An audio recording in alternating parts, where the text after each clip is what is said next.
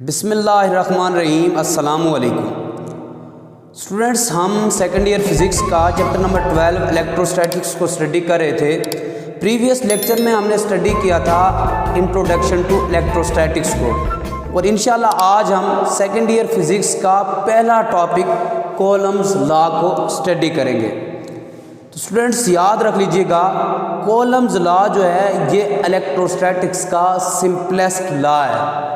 ये इलेक्ट्रोस्टैटिक्स का basic fundamental law नहीं है। गाउस लॉ को इलेक्ट्रोस्टैटिक्स का बेसिक फंडामेंटल लॉज माना जाता है। ये जो कॉलम लॉ है ये इलेक्ट्रोस्टैटिक्स का सिंपलेस्ट लॉ है।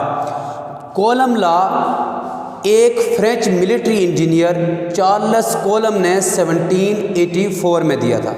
यानी फ्रांस के एक मिलिट्री इंजीनियर थे जिनका नाम चार्ल्स कॉलम था। उन्होंने 1784 में एक लॉ दिया था जिससे हम कॉलम्स लॉ कहते हैं, और इन्होंने ही चार्ज का बेसिक कंसेप्ट इंट्रोड्यूस करवाया था जो हम प्रीवियस लेक्चर में स्टडी कर चुके हैं। इसी वजह से इन्हीं के नाम पे चार्ज की यूनिट भी कॉलम है।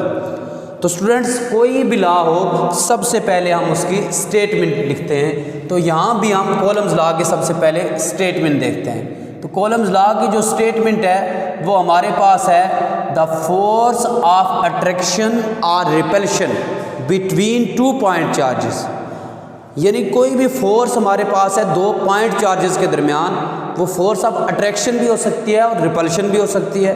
अगर दो सिमिलर चार्जेस हो तो डेफिनेटली फोर्स ऑफ रिपल्शन होगी, और अगर दो अपोजिट चार्जेस हैं तो उनके दरमियान फोर्स ऑफ अट्रैक्शन होगी। तो जो कॉलम्स लॉ है वो कहता है द फोर्स ऑफ अट्रैक्शन और repulsion between two point charges is directly proportional to the product of charges and inversely proportional to the square of distance between them।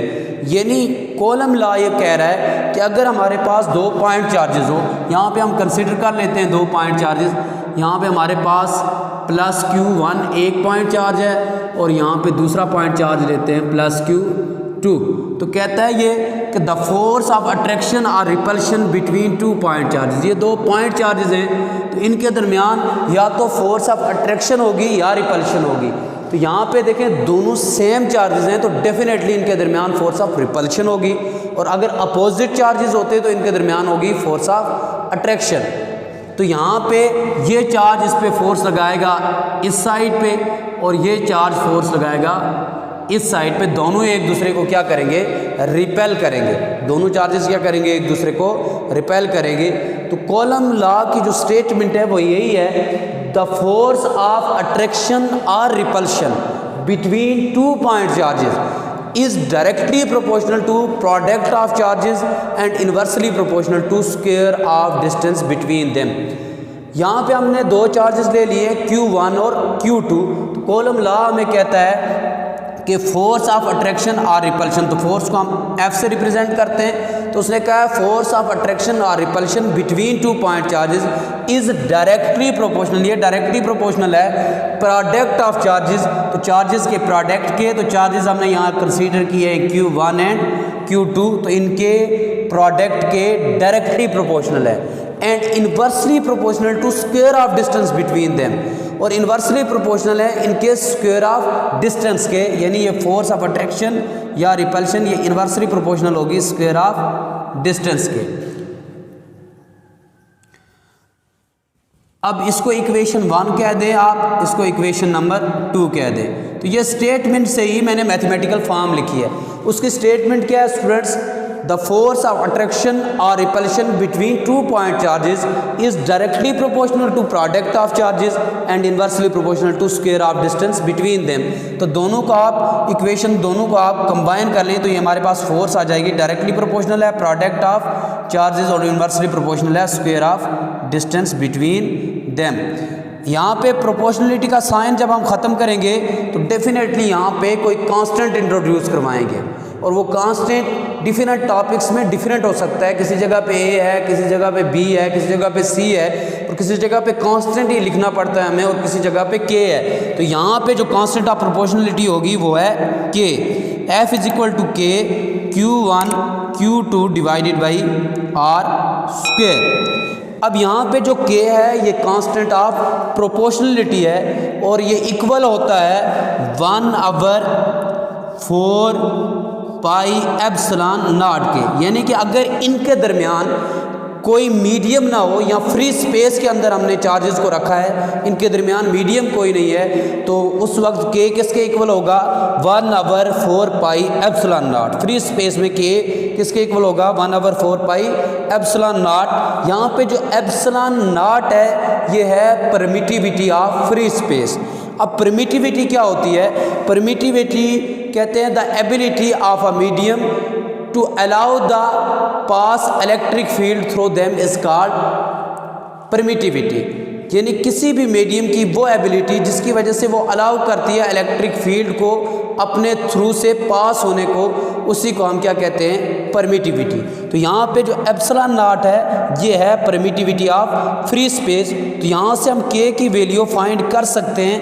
k की value हमारे पास आ जाएगी 1/4 पाई हमारे पास होता है 3.14 और एप्सिलॉन नॉट की वैल्यू हमारे पास ये है परमिटिविटी ऑफ फ्री स्पेस। इसकी कांस्टेंट वैल्यू होती है 8.85 मल्टीप्लाई बाय 10⁻⁻12 पर न्यूटन पर मीटर स्क्वायर और कॉलम स्क्वायर। ये हमारे पास इसकी वैल्यू होती है 8.85 मल्टीप्लाई बाय 10⁻⁻12 पर न्यूटन पर मीटर स्क्वायर कॉलम स्क्वायर। ये हमारे पास है एप्सिलॉन नॉट की वैल्यू। अब इसको आप कैलकुलेट करेंगे तो k की वैल्यू हमारे पास आ जाएगी 9 multiply by 10⁻⁹ newton metre square पर कॉलम स्क्वायर। ये हमारे पास आ जाएगी k की वैल्यू। और k की वैल्यू इसमें पुट करके अगर चार्जेस और डिस्टेंस की वैल्यू आप गिवन है तो आप इलेक्ट्रोस्टैटिक फोर्स ऑफ अट्रैक्शन या रिपल्शन को फाइंड कर सकते हैं। तो हमारे पास जो फोर्स ऑफ अट्रैक्शन और रिपल्शन आएगी वो किसके इक्वल आएगी? k है तो k की जगह हम लिख लेते हैं 1/4 pi epsilon naught Q1 Q2 divided by r square. तो यही हमारे पास मैथमेटिकल फॉर्म है कोलम्स लॉ की या इलेक्ट्रोस्टैटिक फोर्स ऑफ अट्रैक्शन या रिपल्शन की।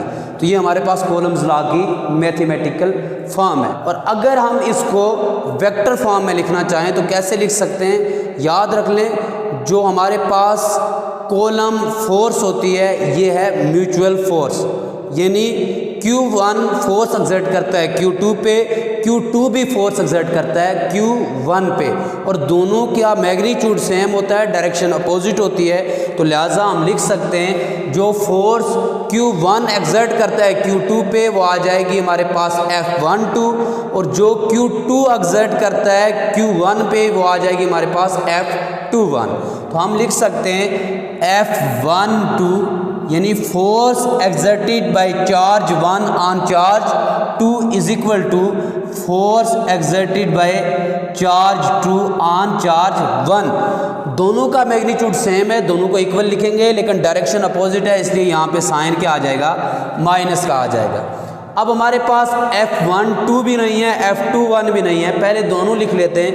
यहाँ पे हमारे पास F मौजूद है तो ये हमारे पास F12 आ जाएगा is equal to 1/4 pi epsilon naught. इसको हमने वेक्टर फॉर्म में लिखना है Q1 Q2 divided by r square into r unit vector. अब हमने लिखा है F12 तो यहाँ भी आ जाएगा R12। इसी तरह F21 लिखेंगे, इसकी आपके पास वेक्टर फॉर्म आएगी 1/4 pi epsilon naught Q1 Q2 divided by r square into r unit vector. यहाँ पे F21 हमने लिखा है तो यहाँ पे भी लिखेंगे R21।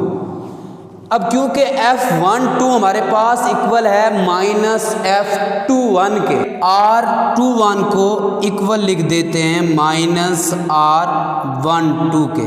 क्योंकि यहाँ पे देखिए F12 इक्वल है माइनस F21 के तो R21 भी इक्वल हो सकता है माइनस R12 के।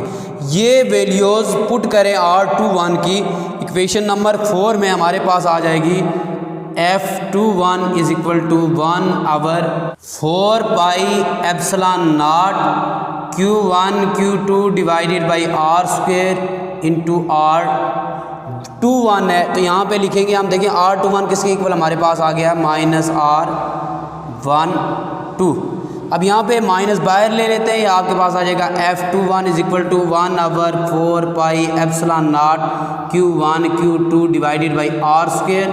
यहाँ पे माइनस बाहर ले लिया हमने, तो यहाँ आ जाएगा R यूनिट वेक्टर इंटू 1 2। अब देखें ये सारी टर्म किसके इक्वल है हमारे पास यहाँ F12 के, F12 ये देखें 1/4 pi epsilon naught Q1 Q2 divide by R square into R unit vector into 1 2, ये सारी आ जाएगी F12 के। तो हम लिख सकते हैं F21 is equal to minus F12। ये इसकी आ गई है वेक्टर फॉर्म, ये कहलाती है vectors form of column law. अब स्टूडेंट्स हमने कॉलम्स लॉ की इलेक्ट्रोस्टैटिक फोर्स या कॉलम फोर्स फाइंड की है फ्री स्पेस के लिए। अगर हम इसके दरमियान कोई इंसुलेटिंग मटेरियल रख दें जिसे हम डाइलेक्ट्रिक कहते हैं, डाइलेक्ट्रिक्स अगर रख दें तो कॉलम्स लॉ की हमारे पास मैथमेटिकल फॉर्म किसके इक्वल आ जाएगी F इज इक्वल टू, ये इक्वेशन जो है इसको इक्वेशन A का नाम दे दें, तो इक्वेशन A को हम लिख सकते हैं F is equal to 1/4 pi epsilon naught epsilon R Q1 Q2 divided by R square. यहाँ पे जो एप्सिलॉन R है ये रिलेटिव परमिटिविटी है और इसकी वैल्यू डिफरेंट मटेरियल्स के लिए डिफरेंट होती है। फॉर एग्जांपल एयर के लिए इसकी वैल्यू होती है 1.0006 और इसी तरह डिफरेंट मटेरियल के लिए डिफरेंट होती है। तो ये जो एप्सिलॉन R है रिलेटिव परमिटिविटी, ये हमारे पास क्या है रिलेटिव परमिटिविटी। रिलेटिव परमिटिविटी क्या होती है, ratio of permittivity of medium to the ratio of permittivity of free space, यानी जो परमिटिविटी की रेशियो मीडियम में है to the ratio of permittivity of free space, यही किसके इक्वल होती है हमारे पास रिलेटिव परमिटिविटी के। इसको हम ऐसे लिख सकते हैं epsilon R is equal to epsilon medium divided by epsilon naught, यानी ये देखिए permittivity of medium to the permittivity of free space is called relative permittivity.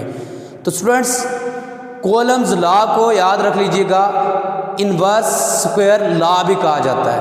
और इनवर्स स्क्वायर लॉ कौन से होते हैं, ऐसे लॉज जिनके डिस्टेंस को हम डबल कर दें तो फोर्स 4 टाइम डिक्रीज हो जाए, ऐसे लॉज को हम इनवर्स स्क्वायर लॉ कहते हैं। इसीलिए कॉलम लॉ को इनवर्स स्क्वायर लॉ कहा जाता है। यहाँ पे देखें अगर हम डिस्टेंस को डबल कर दें तो फोर्स 4 टाइम डिक्रीज हो जाएगी, इसीलिए कॉलम लॉ को इनवर्स स्क्वायर लॉ कहा जाता है। तो स्टूडेंट्स आज का हमारा टॉपिक अपने इख्तिताम को पहुँच चुका है। नेक्स्ट लेक्चर में एक नए टॉपिक से आपसे फिर मुलाकात होगी, तब तक के लिए अल्लाह हाफ़िज़।